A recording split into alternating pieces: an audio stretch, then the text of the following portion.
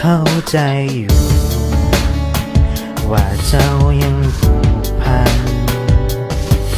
ยังห่วงกันทุกอย่างด้วยความหวังดีมันคงบ่ผิดถ้าเฮายังเป็นเหมือนเดิมแต่วันนี้ทุกอย่างได้เปลี่ยนไปแล้วเขาคนที่คอยหาเขาคอยเป็นเงาคอยหากันบ่ทำให้กันอย่างที่เจ้าเคยทำเจ้าอย่าสำคัญตัวเองอย่าคิดว่าคอยนั้นจะเหมือนเดิม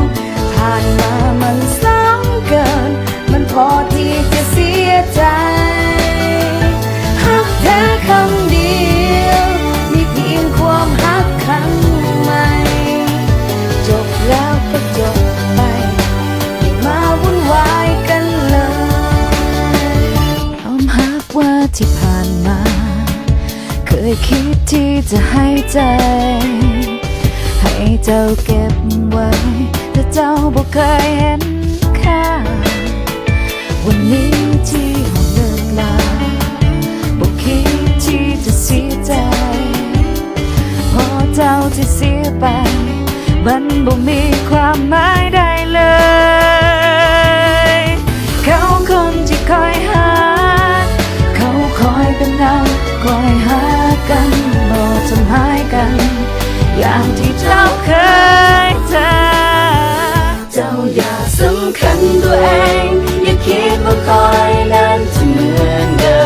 มผ่านมามันซ้ำเกินมันพอที่จะเสียใจหักแท้ครั้งเดียวมีเพียงความหักครั้งใหม่จบแล้วก็จบไป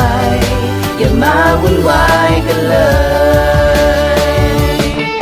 ในวันที่คอยเสียเจ้าไปคือวันที่เขาก้าวเดินเข้ามาเขาเห็นไม่ค่อยได้